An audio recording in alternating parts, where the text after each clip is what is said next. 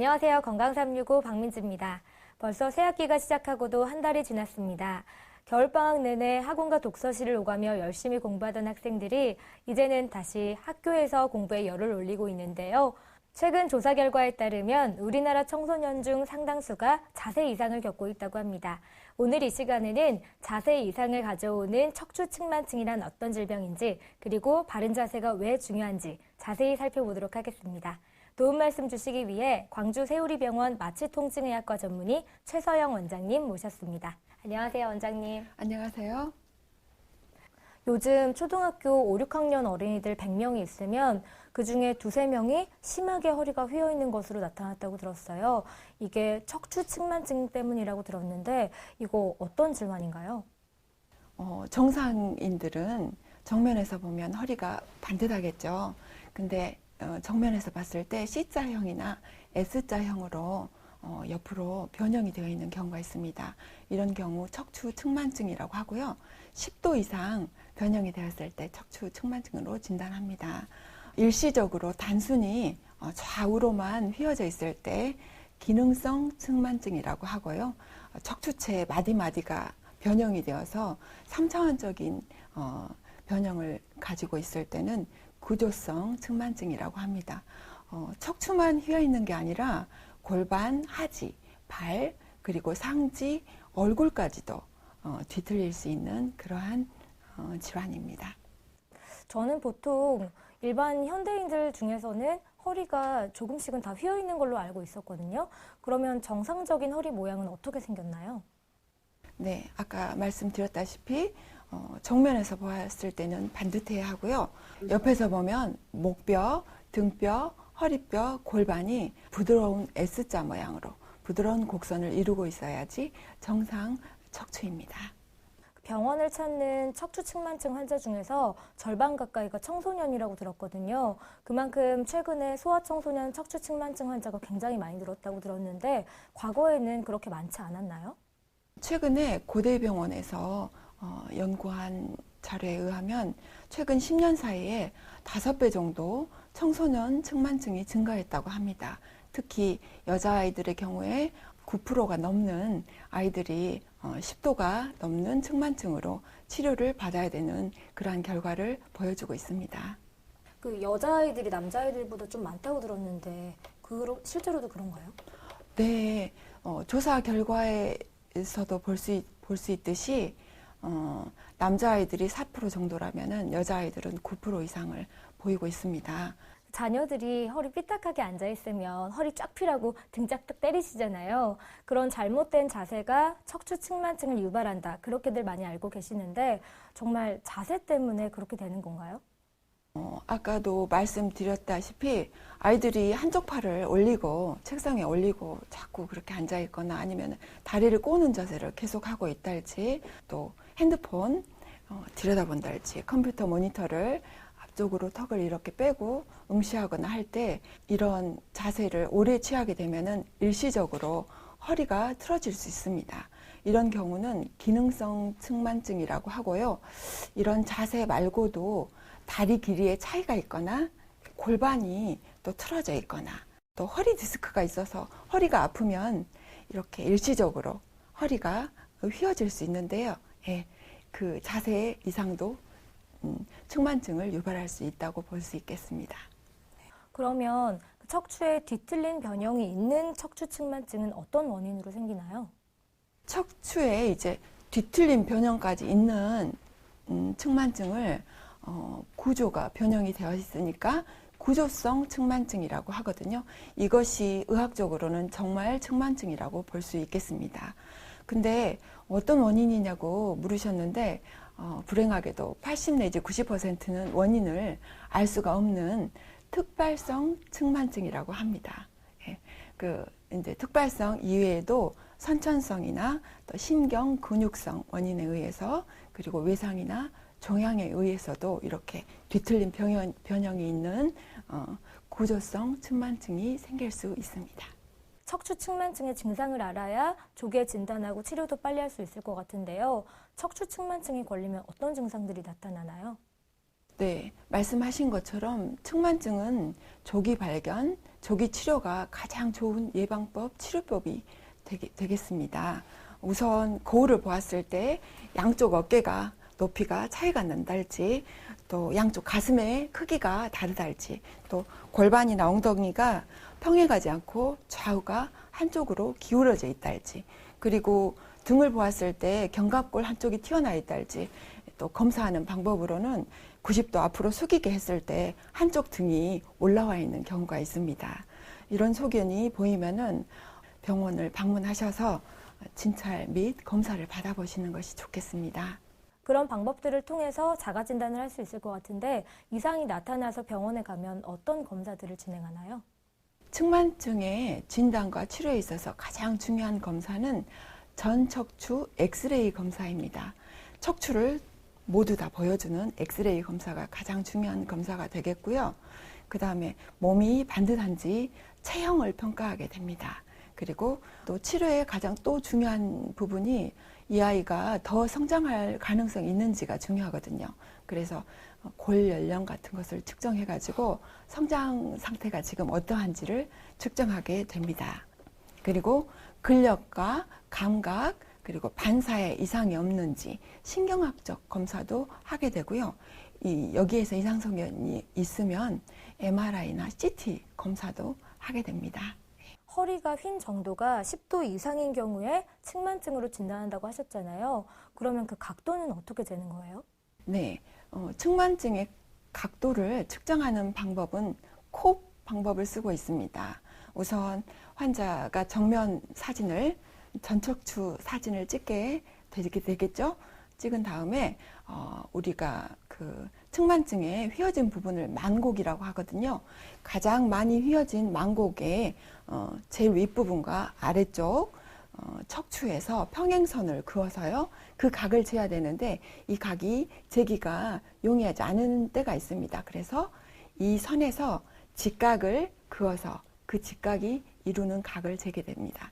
그 각이 콥 각도라고 합니다. 이 각도가 10도가 넘을 때 측만증으로 진단하는데요.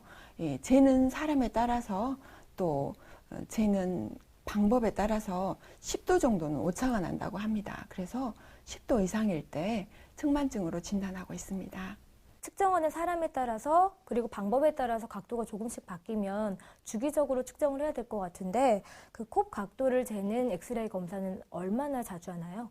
10도 이상 각도로 측만증으로 진단이 된 사람들은 3 내지 6개월 간격으로 이 엑스레이 검사를 해서 콥 각도의 증가 유무를 살피게 됩니다. 그러면 방사선 촬영을 할 때는 어떤 정보를 얻을 수 있나요? 엑스레이 검사를 통해서 이 그 측만증의 종류가 어떤지, 흉추 쪽에 아니면 요추 쪽에 이상이 있는지, 어떠한 형태인지 알 수가 있겠습니다. 그리고 척추 변형이 단순히 옆으로만 휘어 있는지 아니면 뒤틀린 변형인지도 엑스레이 촬영을 통해서 알 수 있습니다. 그리고 또 중요한 것이 치료에 있어서도 중요한데요. 성장 상태, 지금 아이가 성장을 계속할 것인지 아니면 어느 정도 끝나 있는지도 골 연령을 측정할 수 있기 때문에 엑스레이 검사를 통해서 알 수 있습니다. 제가 자료를 찾아보다 보니까 평발과 척추 측만증이 연관이 있다 이런 기사를 봤거든요. 저도 평발이라서 좀 걱정이 되는데 정말 평발과도 좀 연관이 있나요? 평발이 한쪽에만 있을 경우에 그러면 이제 이론적으로도 한쪽으로 기울게 되겠죠. 그래서 측만증이 생기지 않을까 하고 생각을 하게 되는데요. 아까 말씀드렸던 기능성 측만증은 뭐 약간 생길 수도 있겠지만 또 아까 말씀드렸다시피 특발성 측만증이 많은데요.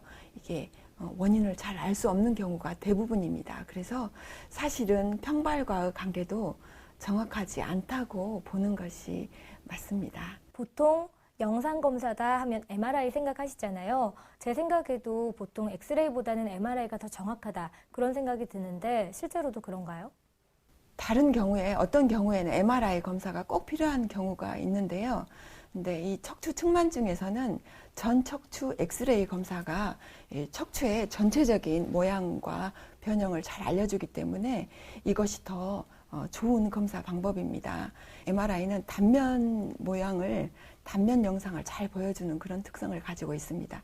그래서 MRI가 필요한 경우는 선천성 측만증인 같은 경우에는 심장이나 신장에 또 척수에 다른 이상을 가지고 있는 경우가 있습니다. 그래서 이런 경우에는 전체적인 MRI 검사도 하고 심장 초음파나 또 복부 초음파 이런 것을 같이 병행하기도 합니다. 좀 심한 분들이랑 좀 이제 초기 증상이신 분들이랑 치료법이 다를 것 같아요. 치료법은 어떤 게 있어요? 네, 말씀하신 것처럼 수술을 해야 된다면 정말 두려운 일일 것 같습니다. 측만증의 수술은 척추를 따라서 길게 절개를 한 다음에 지지대를 세우고요.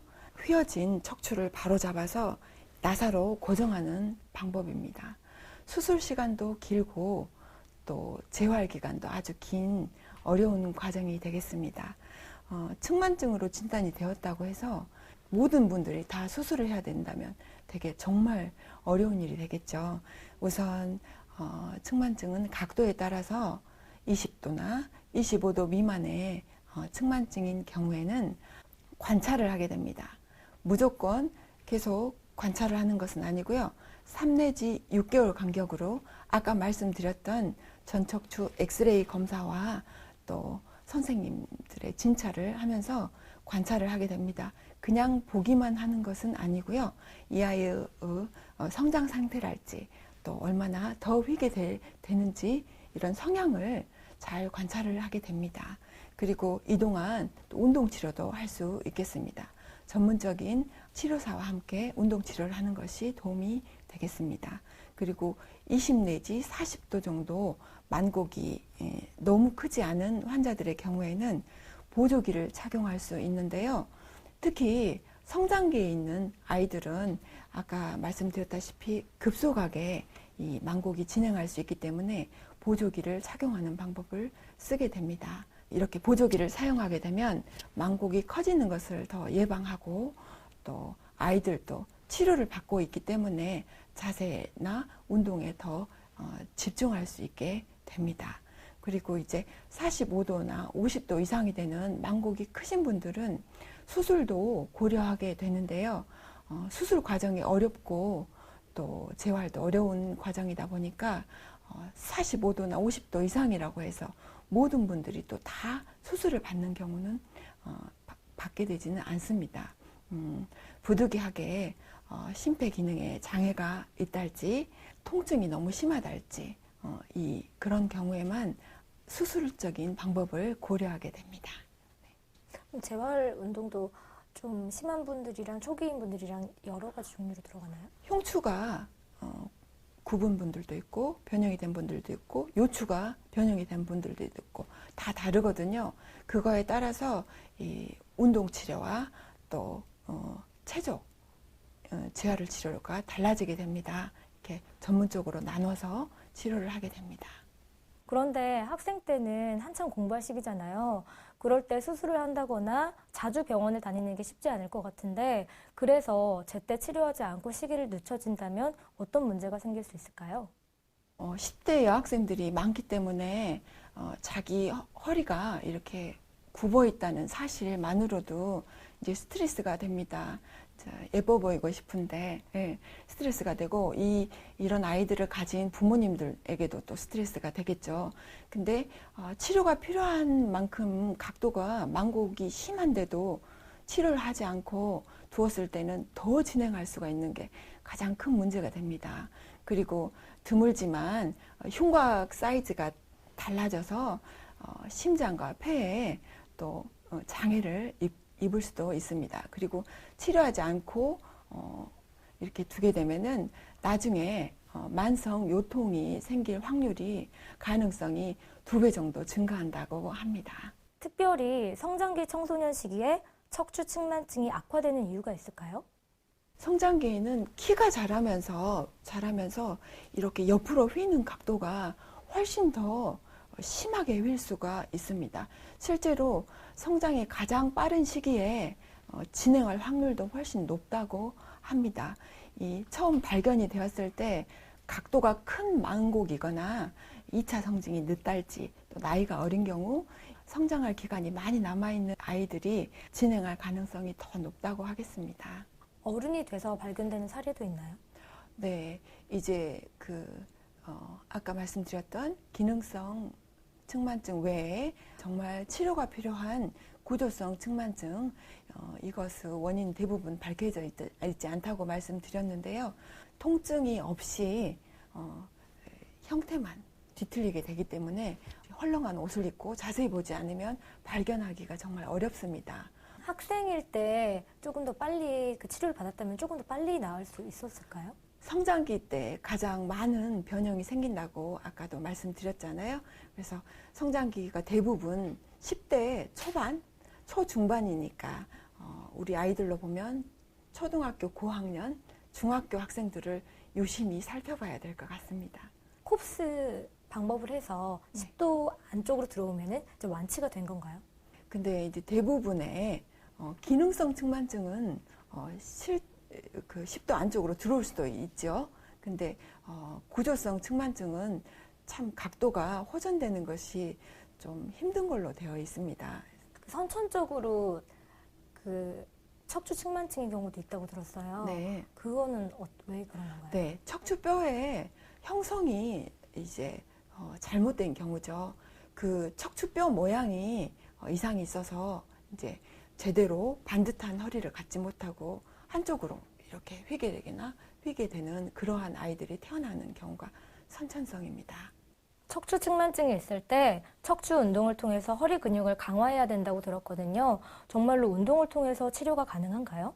아까 언급했던 것처럼 자세가 바르지 못해서 생긴 또 통증이 있어서 생긴 이런 기능성 측만증의 경우에는 원인을 제거하면 운동을 해준다거나 바른 자세를 하도록 계속 격려를 한다든가 통증을 제거해 준다든가 이렇게 원인을 제거해주면 이렇게 허리의 측만증이 교정이 됩니다. 그런데 이 뒤틀림을 동반한 구조성 측만증에는 크게 도움을 주지 못하는 것으로 되어 있습니다.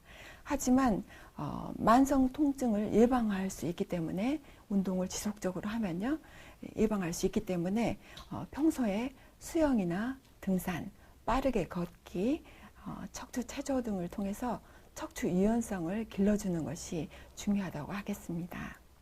기능성 척추 측만증이랑 구조성 척추 측만증이랑 운동을 할 때도 좀 다른 그런 형태로 진행을 해야 되겠네요. 기능성은 그 질병이나 아이가 잘못된 습관을 교정해주는 방법을 써야 되고요. 구조성 운동치료법은 전문적인 물리치료사나 전문적인 치료 과정을 이수한 분들하고 함께 상담하고 또 거기에 맞는 치료를 해야 된다고 생각합니다. 주변에 운동하는 분들 보면 자세가 좋지 않거나 측만증이 있어서 허리에 하중을 많이 쉬는 운동하시는 분들 많더라고요. 이렇게 허리를 많이 쓰는 운동이 도움이 되나요? 평소에는 운동을 하지 않으시다가 허리가 아프시니까 운동을 시작하시는 분들이 계시더라고요. 근데 이제 갑자기 허리에 좋다고 해서 심한 운동을 갑자기 하게 되면 오히려 더 심해지는 경우도 있습니다. 통증이. 그리고 척추 측만증 같은 경우에는 오히려 더 역효과를 내는 경우도 있습니다. 정확한 진단을 하고 거기에 맞는 재활 운동을 하시는 것이 더 좋을 것 같습니다. 그 재활치료 같은 경우에도 무조건 무겁게나 무조건 많이 한다고 좋은 것만은 아니네요. 네, 그렇습니다. 여성분들은 특히 필라테스나 요가도 유연성 늘리려고 많이 하시잖아요. 저 같은 경우에도 요가가 허리에 좋다 이런 말 많이 들었는데 요가가 척추 측만증에도 도움이 되나요?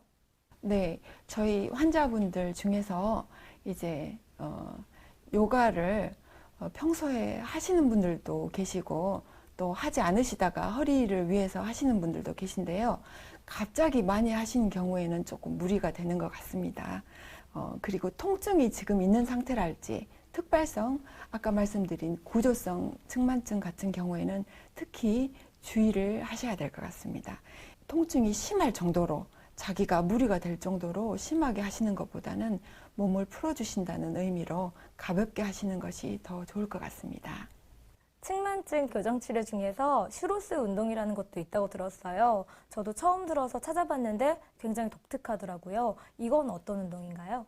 전문적인 치료가 필요한 구조성 측만증은요, 전문적인 정말 그 트레이닝을 받으신 분들이 도와주셔야 되는데요. 이 운동법 중에서 슈로스는 이 그 구조성 측만증을 몇 가지로 세분화한 다음에 그 변형에 맞는 운동을 훈련을 시켜줍니다. 단축되어 있는 근육은 이완시켜주고 또 이완되어 있는 근육은 또 잡아주는 식으로 해서 근육을 운동법을 가르쳐 주고요. 그 다음에 그와 함께 내부적으로 이렇게 한쪽이 함몰되어 있을 수가 있잖아요. 가슴이 그 가슴을 펴주는 호흡법을 같이 해주어서 안과 밖으로 이렇게 교정을 하는 방법입니다. 아까 보조기를 이용해서 교정 치료를 하기도 한다고 말씀하셨잖아요. 사실 안 차다가 차려가면 굉장히 불편할 텐데 효과는 어느 정도 되고 또 착용 기간은 어느 정도 되는지 궁금해요. 보조기는 이제 성장기에 있는 어린이 청소년들에게 처방하게 되는데요. 참 힘들겠죠. 답답하기도 하고. 근데 장시간 착용을 해야 됩니다. 적어도 22시간 이상, 하루에 24시간인데 22시간 이상 착용을 해야 되고, 기간도 성장 기간이 끝날 때까지, 발견해서부터 성장 기간이 끝날 때까지 착용을 해야 됩니다. 대부분 1년 반 이상, 2년에서 3년 정도 착용을 하게 됩니다. 효과는 착용한 아이들의 70% 정도에서 교정 효과를 본다고 나와 있습니다. 사실 오랜 시간 책상 앞에 앉아 있는 것도 어려운데 학생들은 또 열심히 공부도 해야 되잖아요. 그래서 오랜 시간 동안 바른 자세를 유지하는 게 더 어려울 텐데요. 학생들의 척추 건강을 위해서 바른 자세 지키는 방법이나 예방법을 알려주신다면 어떤 게 있을까요? 서 있을 때가 더 힘들 것 같은데요. 사실은 앉아 있을 때가 서 있을 때보다 척추가 받는 힘이 2배 정도 된다고 합니다. 그러니까 서 있을 때보다 앉아 있을 때 척추에 2배 정도 무리가 가게 되는 것이죠. 앉아서 공부하는 시간이 많은 우리 아이들 볼 때 이제 엄마들 입장에서는 오래 앉아 있으면 기특하기만 한데 바른 자세로 앉아 있는지 늘 확인을 하셔야 될 것 같습니다. 일단 의자는 적당한 쿠션감이 있는 것이 좋겠습니다. 그리고 엉덩이보다 허벅지가 살짝 높은 의자, 발이 바닥에 닿는 의자, 그런 의자에 엉덩이를 의자 깊숙이 밀어놓고 앉게 하시고요. 그 다음에 허리는 곧게 펴고 앉아야 될 것 같습니다. 그리고 턱은 안으로 당기고 허리를 곧게 펴면서 이렇게 앉아있도록 해야 될 텐데, 기특하다고 계속 보실 것만이 아니고 규칙적으로 일어나서 스트레칭을 좀 하도록 해주셔야 될 것 같습니다. 그리고 아이들 스스로도 스트레칭을 할 수 있도록 하고요. 또 이렇게 공부 외에 앉아있는 시간 외에도 적당한 체육 활동을 함께 할 수 있으면 좋을 것 같습니다. 원장님, 마지막으로 척추측만증 치료를 하고 있는 환자들이나 또 보호자분들께 당부 말씀 한마디 부탁드릴게요. 네, 청소년기 측만증은 척추가 휘어지는 것 외에는 통증이 거의 없어서 조기 발견이 참 어렵습니다. 그래서 같이 생활하는 부모님들의 역할이 참 크게 되는데요. 잘 관찰을 하시고 우리 아이가 아까 말씀드렸던 척추 측만증 위험성이 있는 경우, 척추 측만증을 의심할 만한 그러한 증상이 있는 경우에는 병원에 내원하셔서 적절한 검사와 함께 정기적인 진료와 또 치료를 해주시는 것이 좋겠습니다. 그리고 이런 치료와 함께 바른 자세와 올바른 생활 습관을 가질 수 있도록 부모님께서 옆에서 잘 도와주시는 것이 중요하다고 하겠습니다. 네, 지금까지 광주 세우리병원 마취통증의학과 최서영 원장님과 함께 척추측만증에 대해 자세히 상담해보는 시간 가져봤습니다. 원장님, 오늘 정말 감사합니다. 척추측만증은 초반에 뚜렷한 변화가 나타나지 않기 때문에 진단하기 어려운 경우가 많습니다. 갈수록 늘어나는 척추측만증으로부터 우리 아이를 지키기 위해서는 보다 깊은 사랑과 관심이 필요한데요. 오늘은 학교에서 공부 열심히 했니? 하지 마시고요. 학교에서 무슨 일은 없었는지, 또 어디 아픈 데는 없는지 따뜻한 말 한마디 건네시는 건 어떨까요? 지금까지 CNB 건강365 박민지였습니다.